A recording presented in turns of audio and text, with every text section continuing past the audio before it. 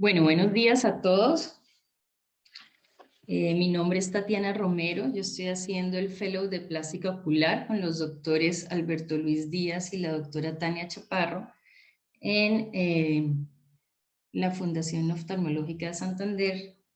Lo que les quiero hablar hoy es acerca de en general, la especialidad de plástica ocular, que es una especialidad que tiene un campo de acción muy amplio.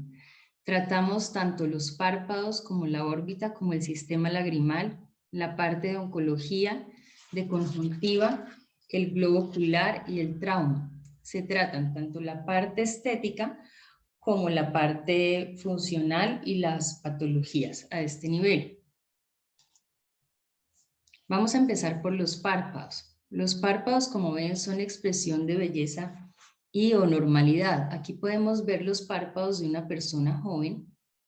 Se ve una buena posición de las cejas, de sus pestañas, del pliegue palpebral. Se ve una superficie ocular sana. Al contrario de este paciente ya mayor, donde se ven una ptosis de cejas, se ve una dermatochalasis, que es el exceso de piel que se ve aquí en los párpados superiores, y se ven unas bolsas prominentes en los párpados inferiores, un esteatobléfaro.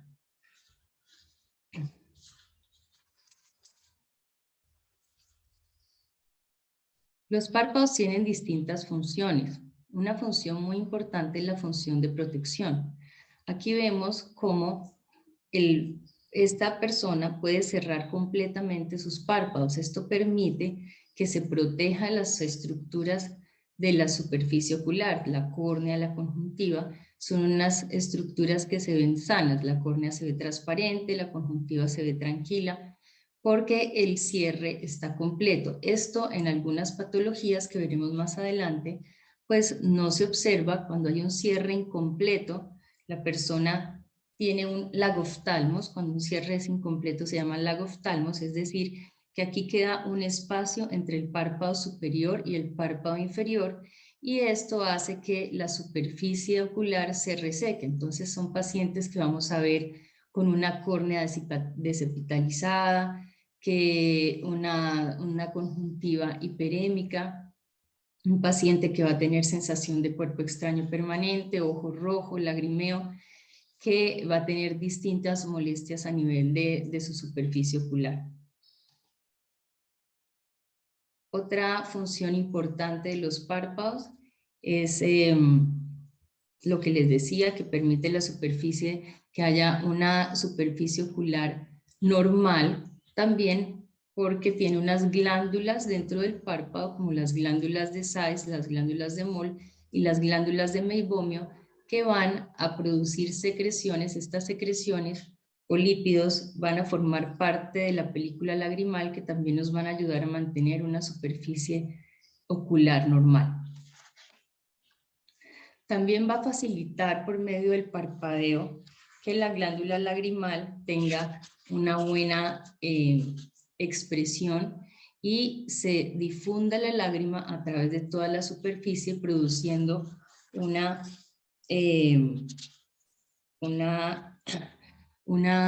superficie lisa que nos facilita una buena visión. Aquí podemos ver las estructuras de los párpados, la anatomía externa. Está la comisura medial, la comisura externa, el canto medial, el canto lateral, el pliegue palpebral, el borde libre, que está acá, el surco palpebral, la hendidura horizontal y la hendidura vertical. Bueno, en cuanto a la piel de los párpados, es un epitelio plano, estratificado, es la piel más delgada del cuerpo y no tiene grasa subcutánea. En cuanto a la patología de los párpados, podemos tener distintas causas, como son las causas congénitas, las adquiridas, la degenerativa senil, los movimientos involuntarios, las enfermedades inflamatorias o infecciosas y las enfermedades tumorales. En cuanto a la embriología, se desarrolla a partir del ectodermo y mesodermo superficial. El desarrollo de los párpados puede dividirse en 3 etapas: la etapa del crecimiento, de la diferenciación y de la maduración. Inicia más o menos en el 5º o 6º mes de gestación y finaliza entre el 7º y 8º mes de gestación. Aquí podemos ver una malposición congénita que se llama criptoftalmos. Es una patología muy rara y, como pueden ver, la epidermis cubre el ojo microftálmico en su totalidad. No hay pestañas, no hay fisura palpebral, la piel está fundida totalmente con la córnea subyacente, no hay cejas y puede ser unibilateral, como se ve en esta foto. El microftalmo se refiere a una disminución del volumen del globo ocular y puede estar asociado o no a una córnea pequeña. Ecográficamente, la determinación de una medida axial menor a 21 en un adulto o menor a 19 en un niño nos sugiere el diagnóstico de microftalmos. Generalmente el microftalmos es unilateral, pero también podemos ver casos bilaterales y puede existir en un 10% de los niños ciegos. Aquí podemos ver en la foto clínica el microftalmos, un ojo mucho más pequeño en comparación con su ojo contralateral y que se puede evidenciar aquí en la imagen. Ese es otro paciente con un microftalmos unilateral. Lo mismo, aquí se puede ver la diferencia en su diámetro anteroposterior.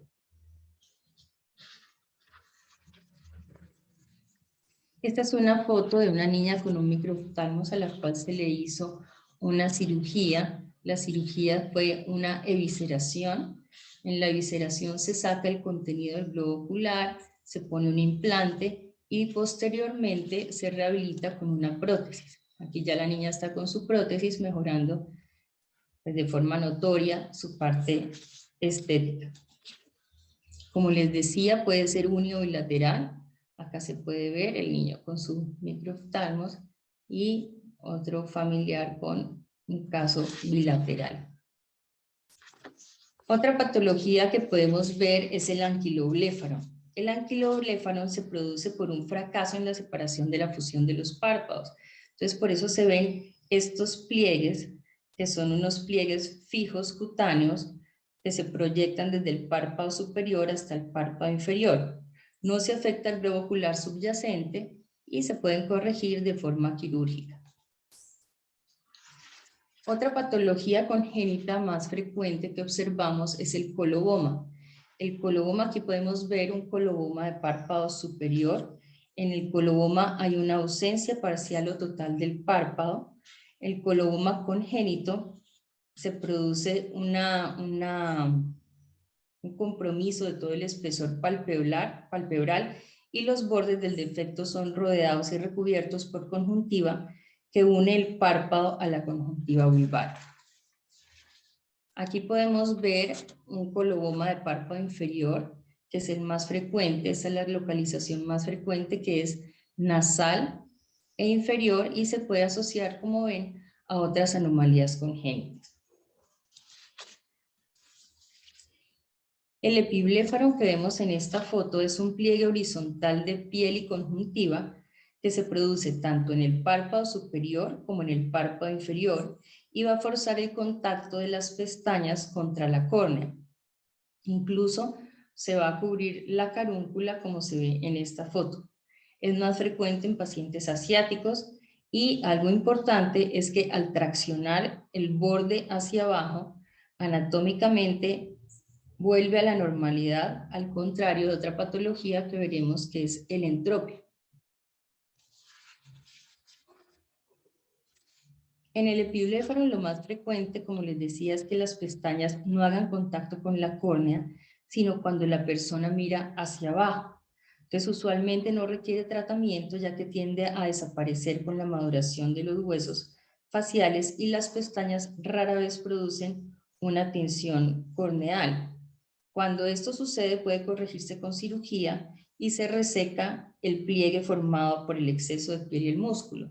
Esta es una foto de un paciente aquí antes de cirugía Aquí se ve el pliegue, se hace que las pestañas aquí se verticalicen y haya un contacto con la córnea cuando el paciente mira hacia abajo, y aquí ya después de cirugía.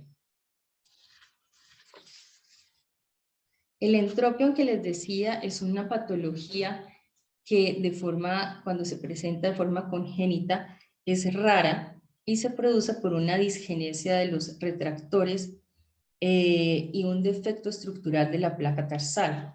También se produce un acortamiento de la lamela posterior y, a diferencia del epibléfaro que les decía, con frecuencia no mejora de forma espontánea y en estos casos se requiere cirugía. Aquí vemos un caso de un entropión de un párpado superior que es todavía más raro que el entropión de párpado inferior congénito. Aquí vemos que al niño difícilmente abre sus ojos porque el contacto de las pestañas con la superficie ocular pues le produce tanta molestia que no es capaz de abrir los ojos y toca casi que ayudarle a que los abra, como está aquí en esta foto, para poderle evaluar bien el globo ocular. En este caso, pues se hizo cirugía. Aquí se ve la foto prequirúrgica y postquirúrgica. Bueno, y aquí vamos a ver otra malposición de los párpados, que es el ectropion y el euribléfano. Como ven, en el ectropion, aquí hay un engrosamiento del borde palpebral. El ectropion es la eversión del párpado hacia abajo y hace que haya un espacio, aquí se llama un scleral show, un muestreo escleral, que normalmente el párpado inferior debe estar acá a nivel del limbo, y aquí se ve que hay un espacio grande. Este espacio hace que se produzca, como veíamos al principio de la charla, la hiperemia conjuntival y las alteraciones en la superficie ocular. Son pacientes que se quejan de ojo rojo, de lagrimeo, de sensación de resequedad, sensación de cuerpo extraño, y que en general, aunque se trate con lubricantes, tienen muchos síntomas. A diferencia del euribléfano, ustedes ven acá que es la alteración a nivel lateral, ya no es el borde completo, sino fíjense que aquí es la parte lateral está más lejos, no está en contacto con el globo ocular, sino que se aleja este borde del globo ocular. El euribléfano generalmente es bilateral y, como les digo, afecta solo la porción lateral. Aquí el mismo paciente que hemos visto en la diapositiva anterior, en el prequirúrgico, y ya aquí en el posoperatorio. Fíjese que aquí ya el párpado está a nivel limbar, que es donde debe estar. Pues, sin embargo, este paciente tiene otras patologías, tiene una ptosis que toca corregirla más adelante, pero en este caso estamos mostrando es la corrección que se hizo a nivel de los párpados inferiores.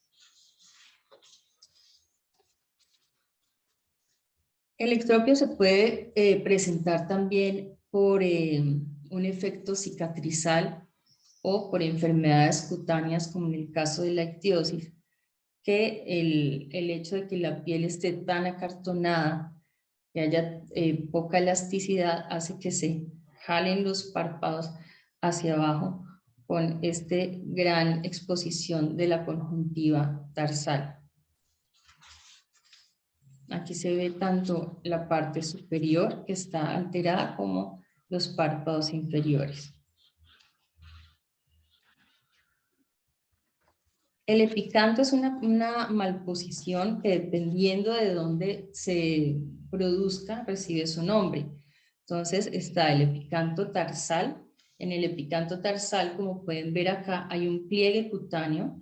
Este pliegue cutáneo es más prominente en el párpado superior, y el ciliar, el pliegue es más prominente a nivel de la ceja. Fíjense que se va hasta la ceja, casi al arco ciliar.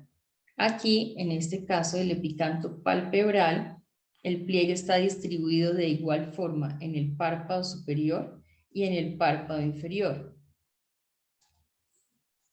Y el epicanto inverso, el pliegue se va más hacia el párpado inferior, como pueden ver aquí en esta foto. El epicanto inverso se asocia a otras patologías, a otras anomalías congénitas, como es el telecanto, y se presenta en síndromes como el síndrome de blefarofimosis.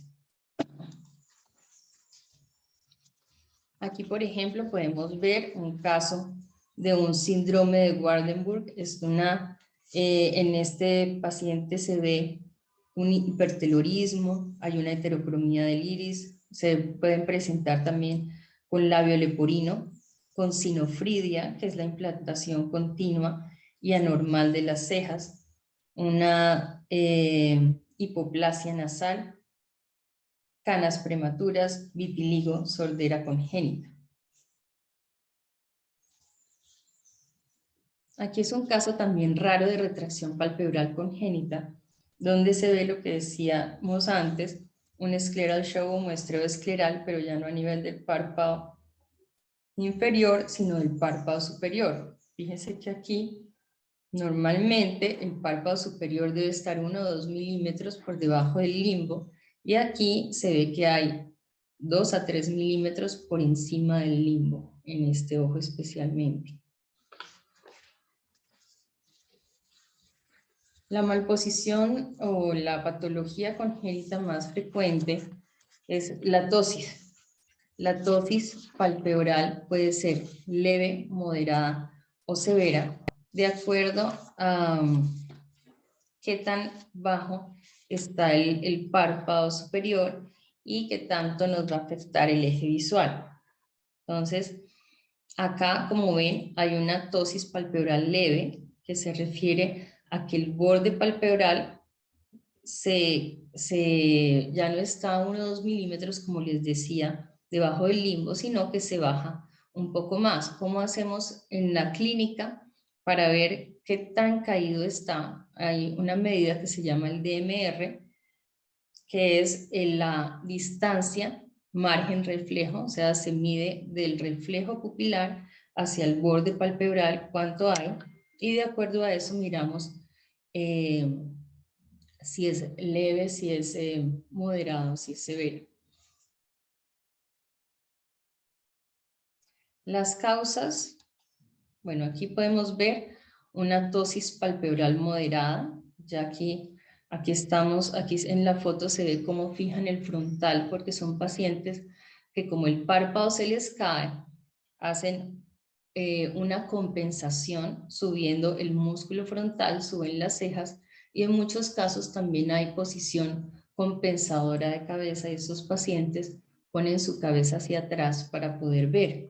Entonces, por eso aquí se les fija el prefrontal, porque si no, no se ve, no se toma una medida adecuada ni se ve cuál es el grado de la tosis. Entonces, aquí se ve que ya es una tosis moderada. Y en este caso, una tosis severa donde ya hay un compromiso del eje visual. Fíjense que aquí ya no se ve ni siquiera el reflejo. Entonces, las causas de esta tosis puede ser miogénica, aponeurótica, neurogénica, mecánica o traumática. Lo más frecuente en la infancia es que sea miogénica, es decir, que se produce por el mal desarrollo del músculo elevador. En la tosis adquirida, que ya veremos más adelante, lo más frecuente es que la causa sea aponeurótica, es decir, que ya no, la alteración no está en el músculo, sino que se produce por un estiramiento o por una desinserción de la aponeurosis del elevador. Aquí, bueno, vamos a ver otras causas de tosis, que son una tosis mecánica por distintas causas, ya sea por un tumor, en los casos de estos niños. Aquí vemos cómo estas masas, además de producir la tosis, nos producen una desviación del globo ocular. Se puede producir también asociado a síndromes como el de Marcus-Gunn. En este caso, la tosis congénita se caracteriza porque hay una regeneración aberrante entre el quinto y el tercer par.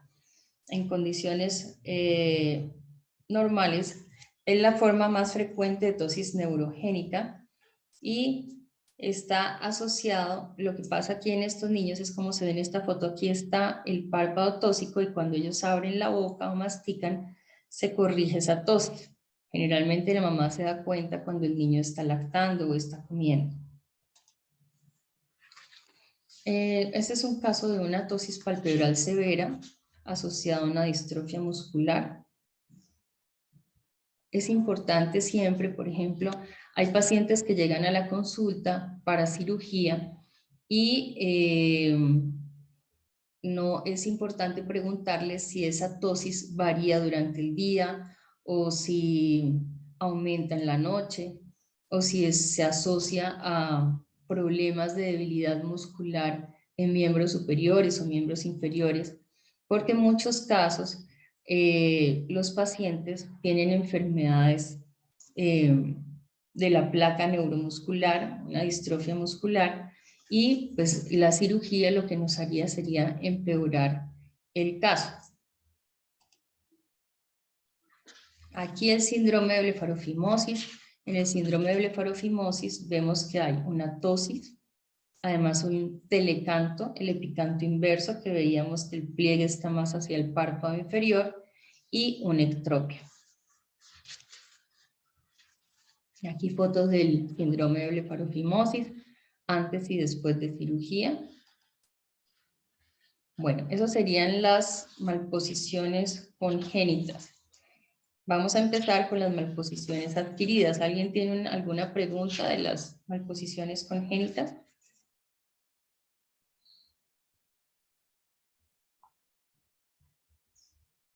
¿No?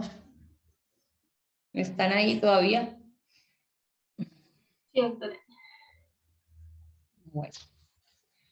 Entonces, las malposiciones adquiridas. Las malposiciones adquiridas, el entropion, en el entropion hay una inversión del margen palpebral. Como les decía antes, hay una verticalización aquí de las pestañas y hay un contacto de las pestañas con la córnea que no corrige de forma espontánea y que tenemos que corregirlo con cirugía.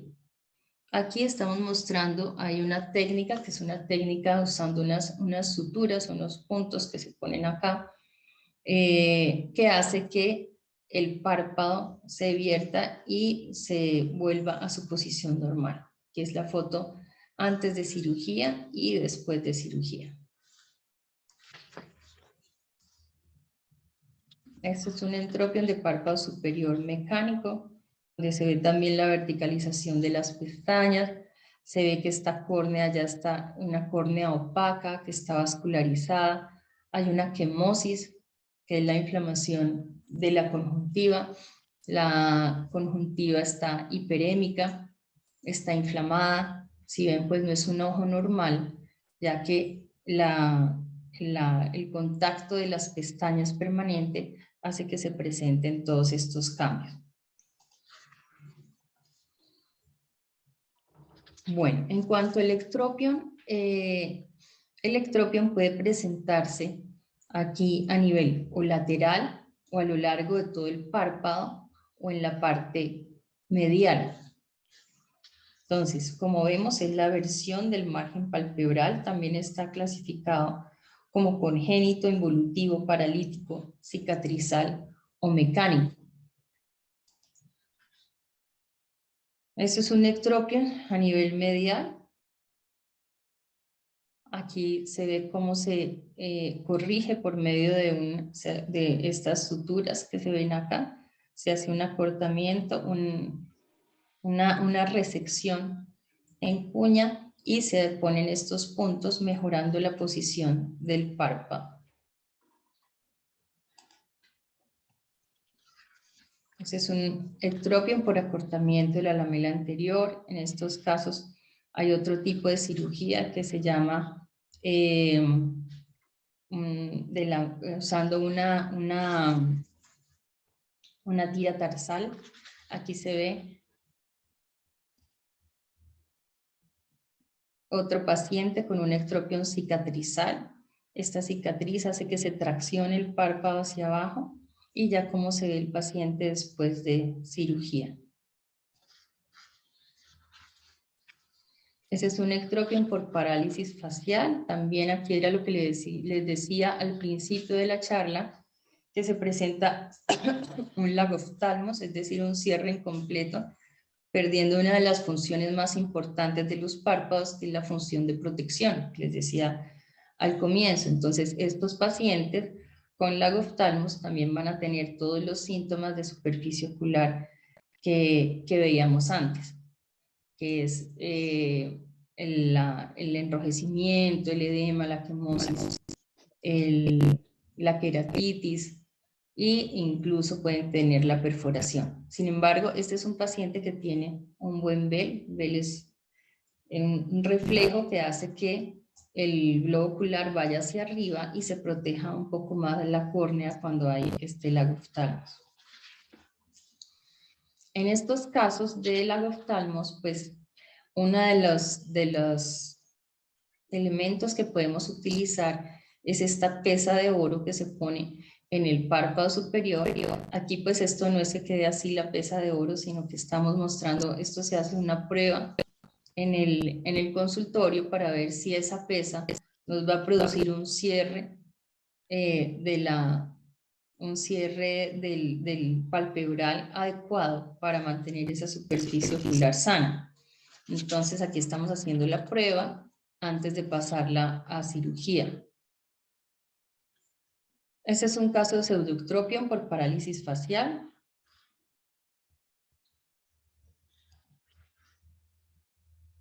Este es un postoperatorio. Mira, aquí tiene un lagoftalmo severo. Aquí estamos mirando el VEL que tiene, que es un VEL relativamente bueno. Y fíjense que después de cirugía ya este lagoftalmo se corrigió y el paciente presenta un muy buen cierre palpebral.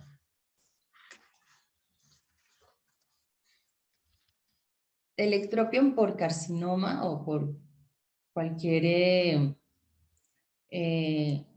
lesión que se produzca aquí a nivel del párpado, que exija unas resecciones amplias, pues nos va a obligar a corregir ese ectropion ya con injertos, porque ya hay una pérdida de piel, pérdida de tejido, y tenemos que usar unos injertos para reponer esa piel perdida al quitar la lesión. Entonces aquí se ve cómo se utilizan distintas clases de injertos.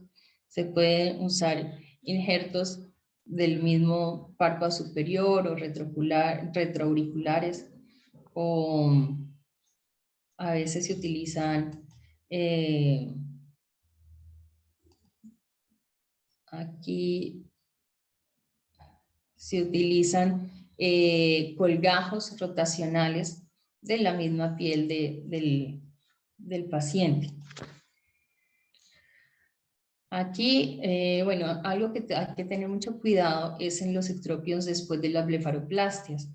Hay pacientes que llegan para mejorar su parte estética y resulta que pues, no solamente no se les mejora la parte estética, sino que empeora su parte funcional con un ectropion después de cirugía, como el caso de esta paciente. Aquí una tosis palpebral aponeurótica, como les decía, esta es la causa más frecuente en los pacientes mayores por desinserción de la aponeurosis del elevador. En estos casos no se ve pliegue palpebral, ustedes ven aquí que no se ve el pliegue, se ve un surco profundo. Esta tosis es miogénica, es un caso de un paciente con miastenia gravis. Son los casos que son importantes de detectar antes de pasar a un paciente de estos con una miastenia gravis a cirugía. Entonces se debe mandar con el neurólogo antes que le haga una valoración para descartar una enfermedad de placa neuromuscular. Aquí entonces está la tosis palpebral miogénica en distrofias adquiridas. Aquí un caso de una paciente con una tosis neurogénica del tercer par. Aquí vemos un paciente con un síndrome de Horner. En el síndrome de Horner vamos a ver la triada de miosis pupilar incompleta, una ptosis palpebral y una anhidrosis, que es la resequedad a nivel facial. Otros tipos de tosis traumática, una tosis producida, una mecánica por un tumor en el párpado. Aquí lo mismo, tosis mecánicas por distintas patologías, distintas enfermedades tumorales, por tumores orbitarios, por infecciones de la órbita, o tosis palpebral iatrogénica. Como veíamos, no solamente se puede producir ectropio, como veíamos antes, después de una blefaroplastia, sino también podemos producir una tosis iatrogénica de una paciente que iba por una cirugía estética y después queda con esta tosis aquí del ojito izquierdo. Bueno, otra patología importante es las orbitopatías tiroideas. Las orbitopatías tiroideas producen gran exposición de la superficie ocular con muchos síntomas, con hiperemia conjuntival, con queratitis y con riesgo de perforación. Esta paciente, miren la gran proptosis que tiene, bilateral. Esas también son secuelas de orbitopatía distiroidea, pacientes que además de la proptosis pueden tener retracción de los párpados, como se ve acá.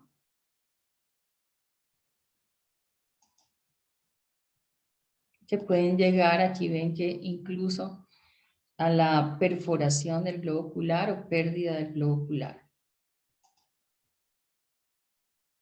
Estas son secuelas de la orbitopatía distiroidea. El paciente se opera, aquí vemos un paciente que se operó de esta retracción palpebral que tenía. Operamos estos pacientes ya cuando están inactivos en su parte de endocrinológica. Cuando ya la enfermedad está inactiva, podemos ofrecerle la posibilidad quirúrgica al paciente de corregir sus secuelas de la orbitopatía. Aquí más casos de orbitopatía distiroidea, aquí otra vez esta retracción que hay acá en el párpado superior izquierdo, cómo se corrige acá.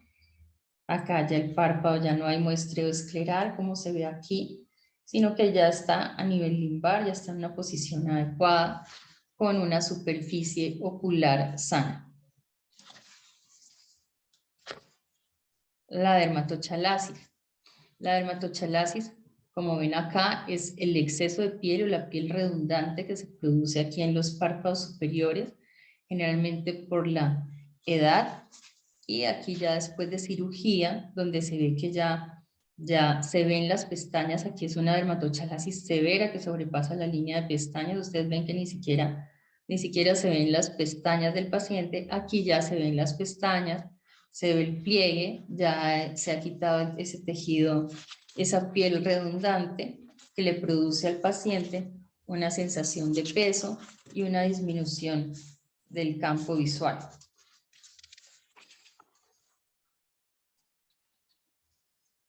Lo mismo, otro paciente con dermatochalasis que se fue llevado a cirugía. Miren el cambio de acá, de los pliegues palpebrales, de las pestañas, como que aquí no se ven las pestañas, aquí ya se ven las pestañas, el pliegue.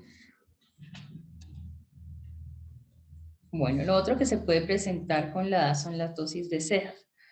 Aquí las cejas se ve, el sitio de las cejas debe ser a nivel del reborde orbitario superior. Aquí ven cómo están mucho más abajo del reborde. Y aquí ya después de cirugía en una posición adecuada. Aquí lo mismo, esta tosis de cejas de esta paciente y después de cirugía ya a nivel del reborde orbitario. Técnicas quirúrgicas para corregir la posición de las cejas hay muchas y se escoge dependiendo de pues la edad del paciente, de lo que se quiera corregir, si no es solamente la parte funcional, sino también la parte estética. Entonces, de acuerdo a eso, si es un hombre, si es mujer, si está tóxica toda la ceja o solamente la cabeza de la ceja o solamente la cola de la ceja, de acuerdo a eso se escoge la técnica quirúrgica. También, bueno, ahorita más adelante vamos a ver, pero también se puede corregir la tosis de ceja no solamente con cirugía, sino se puede corregir la tosis con toxina botulínica. Aquí hay distintos casos de tosis. Esto es en el caso de los hombres con tosis de cejas, aquí se ve, se puede hacer una frontoplastia, es una cirugía donde las heridas se hacen a nivel del cuero cabelludo y se hace una tracción de todos los tejidos de la frente y hasta para producir la buena colocación de las cejas. Bueno, este es otro tipo de patologías. Está producida por movimientos involuntarios de los músculos perioculares. En este caso, en esta foto se está mostrando un blefaroespasmo esencial benigno. El blefaroespasmo esencial benigno es una contracción bilateral, involuntaria, progresiva de los músculos del párpado y especialmente el orbicular, el procerus y el corrugador, que son los que nos producen el cierre de los párpados. Se presenta aproximadamente a los 55 años, más en mujeres que en hombres. Se cree que se produce una alteración a nivel de los ganglios basales.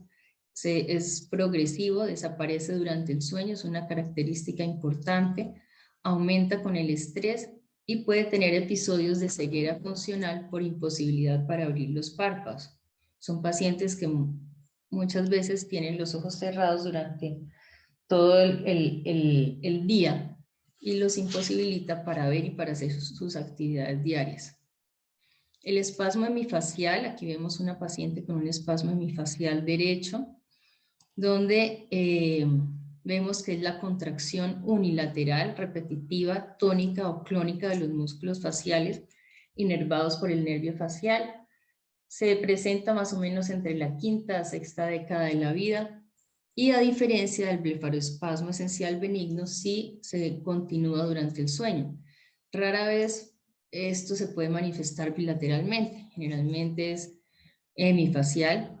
La etiología principal es la compresión del séptimo par en su raíz por una rama de un vascular arterial aberrante. Otras posibles causas de compresión neural puede ser por un tumor, por un neurinoma. Hay otras alteraciones que son la hipersecreción de la glándula lagrimal, es la excesiva producción de las lágrimas, llamada como lágrimas de cocodrilo.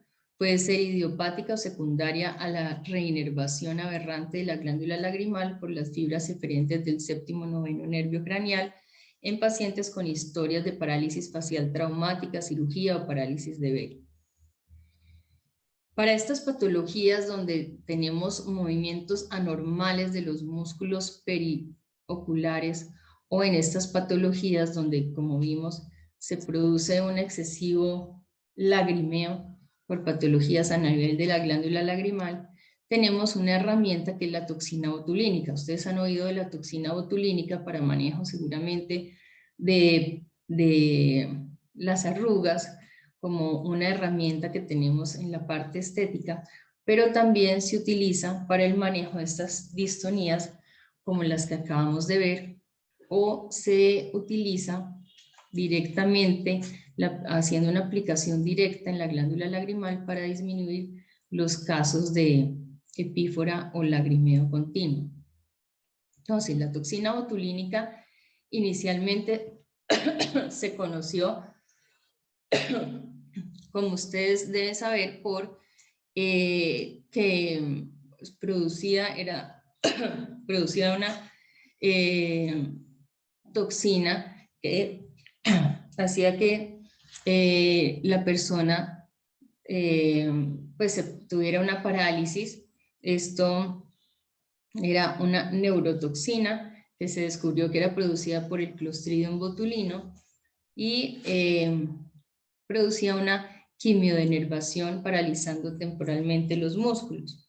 El Clostridium botulínico es un bacilo anaeróbico gram positivo. Hay 7 serotipos de la A a la G. El más utilizado es el serotipo A.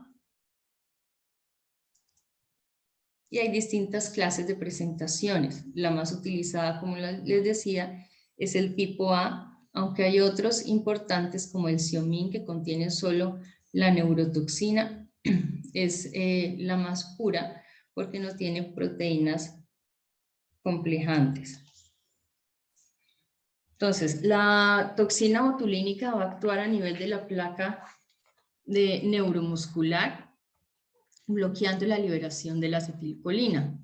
Al bloquear la liberación de la acetilcolina, pues no se va a producir la contracción de la fibra muscular.